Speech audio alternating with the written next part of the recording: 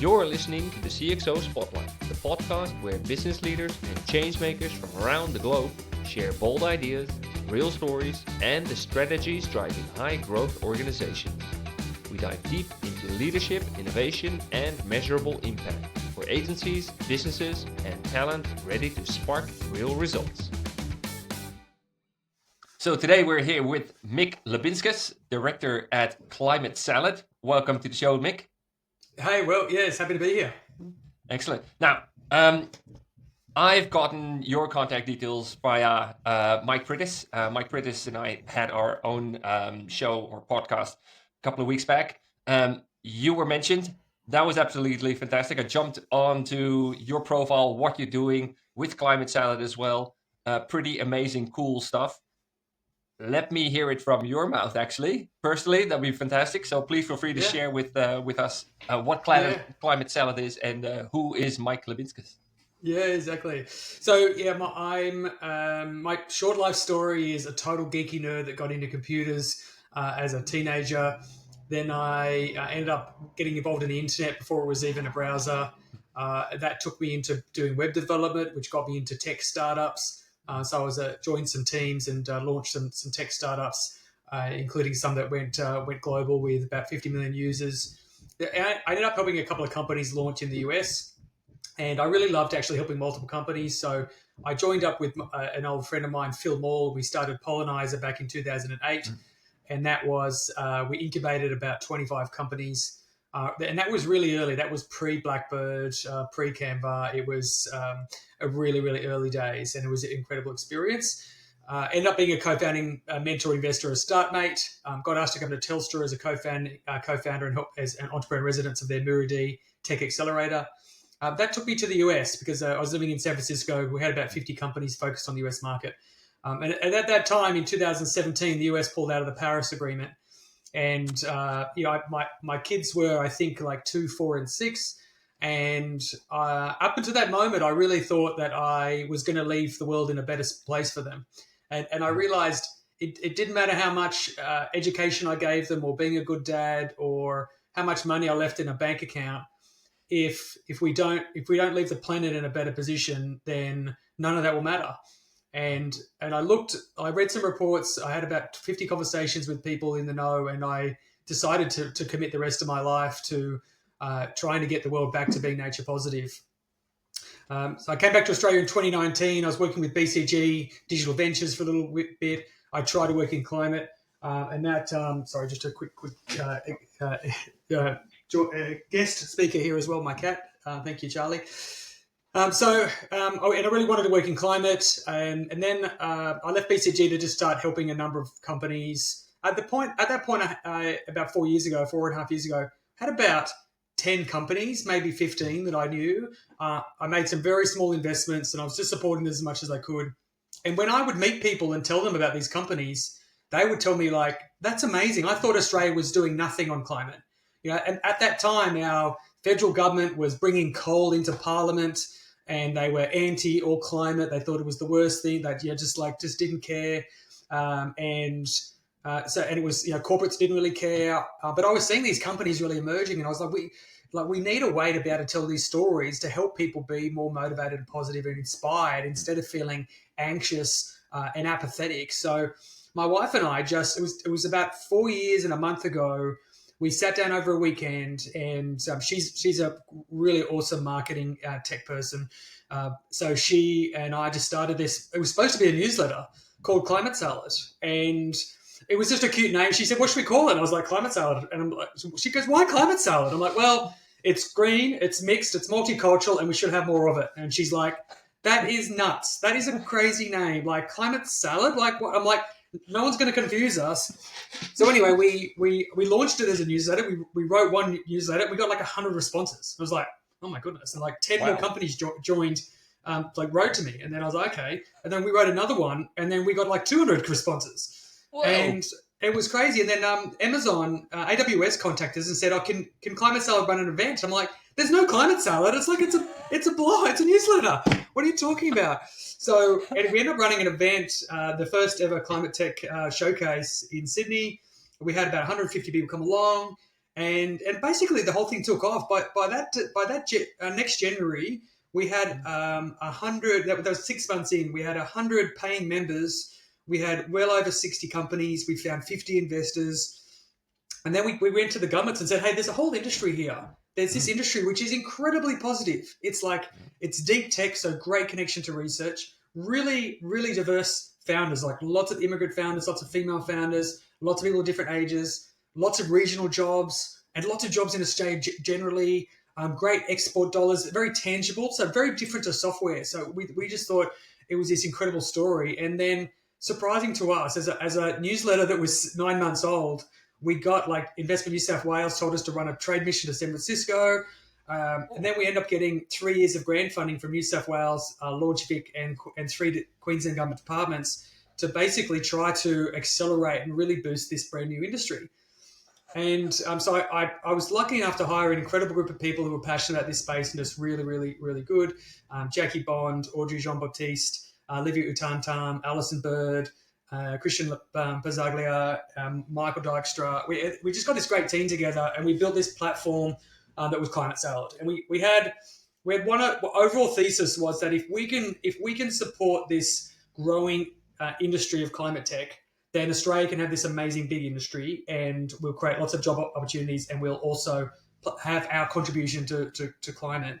But the big thing we realized was Australia was going to be a difficult place to get customers just because it's a small, fragmented market. So we ended up running international trade missions. Over the last 3 years, we've run trade missions to San Francisco, New York, Paris, London, Singapore, and Ho Chi Minh City in Vietnam. We ran 2 9-month global growth programs. We ran 20 events around Australia with about 20,000 people coming along, 500 webinars.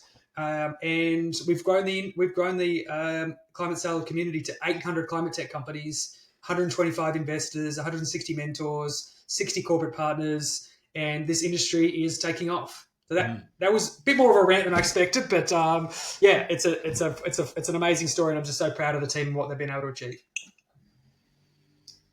Wow. I'm a bit speechless. I've heard many stories, many success stories as well, but this is probably number one on my list right now. That's absolutely, and big congratulations to you and the entire team. So you've supported many startups. What's one standout lesson climate tech founders should know before they scale? Yeah, it's a really good question. I think one of the realities of any company is to understand why you're doing it. Are you doing it to make a quick buck and build it and sell it? The reality is with any technology, and especially climate technology, you've got to be really, really committed to the long term. Like it's probably going to take at least 10 years.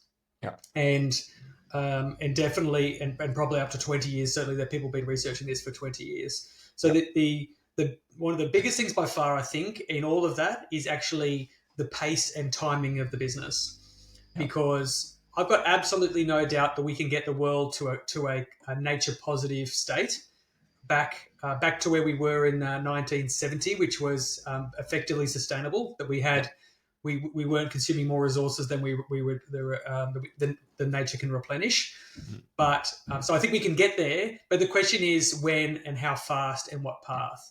So if you're a climate tech company right now and you've got a great product, the world is not ready for that. And it's a bit like pets.com. And pets.com gets a little bit roasted in the 90s for raising millions and millions of dollars and trying to sell pet food online with a sock puppet. And they weren't wrong. They were just early. So they had a product which needed 100 million people around the world and probably 20 million people in the US who bought things online and had a credit card online and all the infrastructure around it. So the biggest question, I think, is grow at the pace of the industry.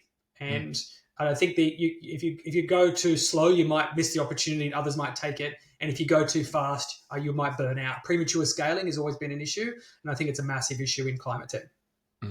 I love that. I want to come back to that at a later stage. But first, Climate Salad is about boosting the ecosystem.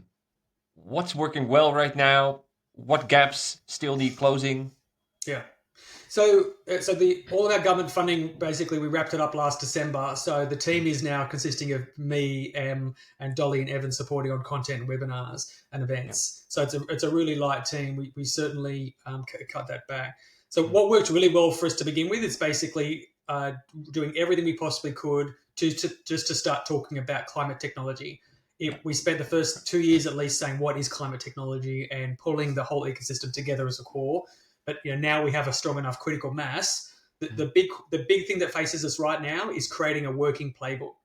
Yeah. And if you think about what Atlassian did, they did the very hard yards, well ahead of anybody else, creating this playbook of building a SaaS-based product in Australia and selling it to big markets. Yeah. And you can do that in software because you build it here in Surrey Hills, you sell it in US dollars, and you've got Stripe and all these other technologies you can use, and you can grow and get lots and lots of customers, and then grow capital along the way.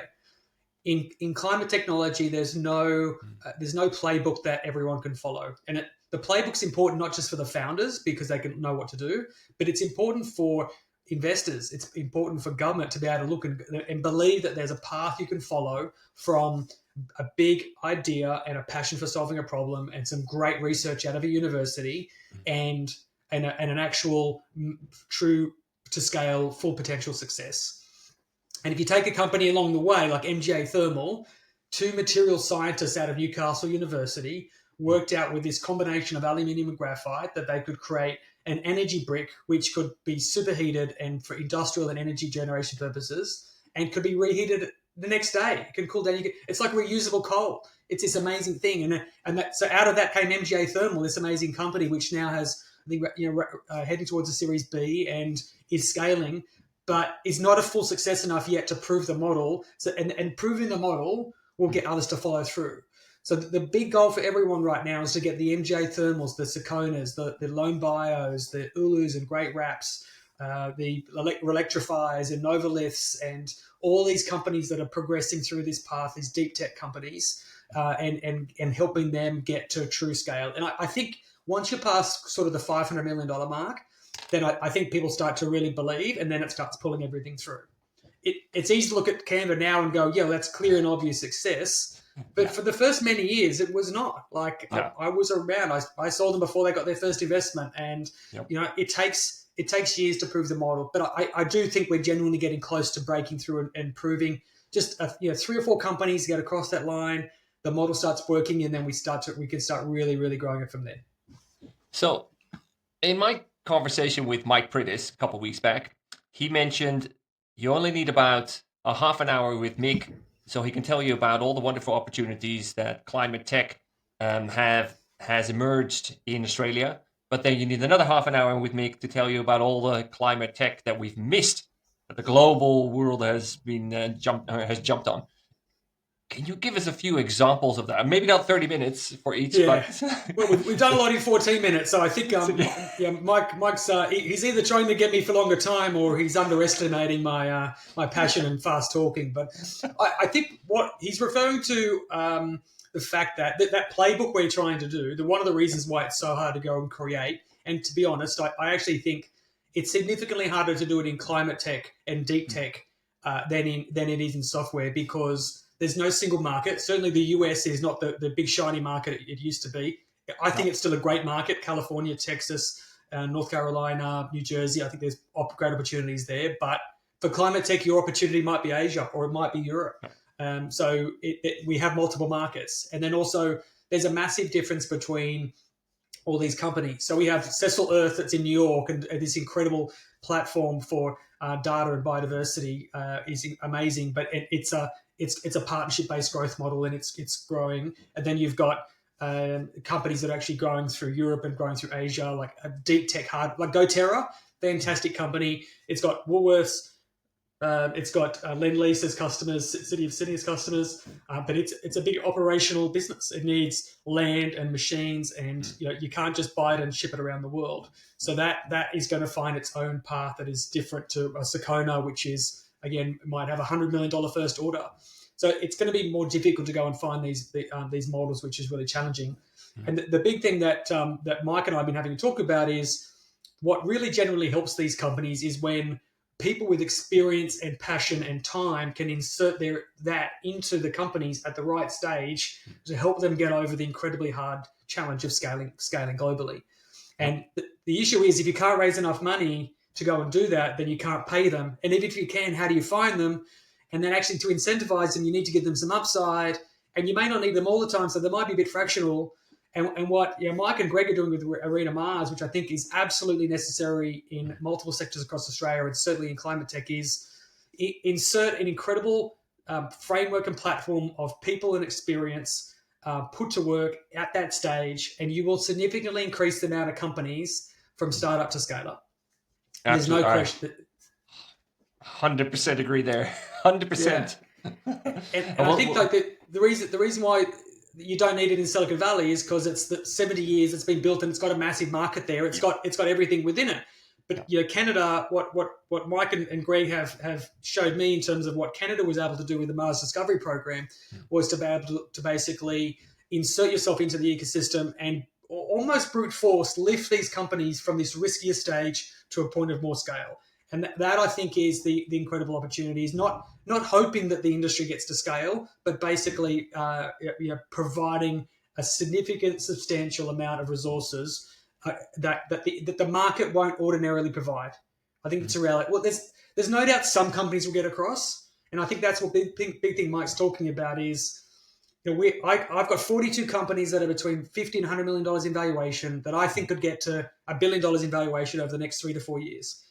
But they won't all get there. And in fact, our success rate will be much lower if we don't have stronger programs. And no amount of accelerators is going to help that. Accelerators in Australia are fantastic. They're world-class. They're really, really good. They help you get started. That really helps. We've got some great VCs, but we don't have an infrastructure of an ecosystem that actually steps in and it genuinely helps those companies grow. And that's why I think you've got to intervene. You've got to intervene if you really want to create that opportunity relative to what the rest of the world is investing. We're not talking about just Australia being marginally better. You've got to be significantly better relative to Singapore, who's putting $1 billion, and New Zealand, who's putting in hundreds of millions of dollars, all of Europe, all of Asia, like all of you in North America. Like you've got to double down on it, and I think that's the opportunity. And Australia is not really putting as much in as as to be expected. Well, I think it's there. Like we've got incredible research talent, CSIRO, universities, entrepreneurial talent, absolutely incredible, world class. We've got some great investors, but that pool of capital at their seed to Series A stage, so that's not looking for another Canva, is really limited because it follows success, and we don't have the successes. We've got ResMed, we've got Cochlear, half a dozen others, but we need more. And we don't have the market size. Like it's the hardest thing by far is that we have companies that spend a year in boardrooms of Australia trying to sell a great product, and they get a maybe. Australia's it's just too small a market to have a drive for competitive advantage, which would justify a corporate spending money on an innovation, and so they just wait. And that means the vicious cycle of that is that our companies are starved for validation and customers. You can give them all the capital you want. And the biggest pool we've got is, well, let's not talk about the trillions of dollars in our superannuation funds, but even if we just say what is available for deep tech companies, and then in climate, you've got National Reconstruction Fund, big chunk of it can go to climate. You've got ARENA, Australian Renewable Energy Agency. You've got CFC. You've got the Future Fund. Like you've got and then you've got Future Made in Australia, Breakthrough Victoria, New South Wales funds, Queensland's funds, WA's funds. Like there must be nearly $100 billion of government funding supporting it, and then maybe $1 billion of venture capital and private capital, and you've got all these components there. But if you can't find a customer, then the investors won't invest, and then you're stuck between going overseas. And what happens if you go overseas and get a customer, and then you get capital overseas? They're like, yeah, sure, you've got to move overseas, and then we lose them. Yep. So that's the biggest loss. That is what I'm certain we're going to solve climate. I hope we do it really, really quickly.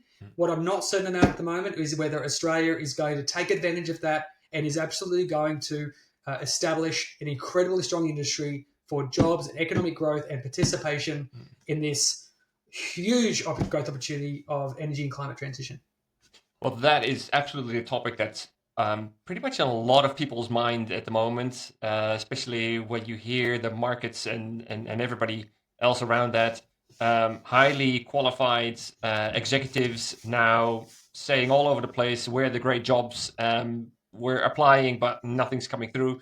It's a bit of a mess. People are saying that the recruitment sector as a whole, it's also broken. And I think there's fantastic talent out there that can really get on board with what you're doing and get really into this fractional space as well. Yeah. You plug and play, right? Horse for courses. So put the people in the right spots when they're needed at the right time and get them going. There's so much talent out there that we have in Australia that can absolutely give a great, fantastic contribution. Now, Yeah. other question. You touched upon very lightly on deep tech. How do you see AI and deep tech shaping climate solutions over the next decade?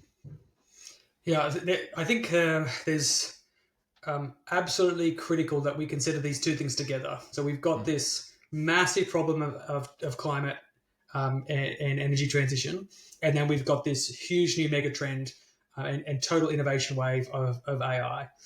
I've talked about AI my entire tech life, but as we've all seen, did some work about 7 or 8 years ago with Bob Hitchin and others.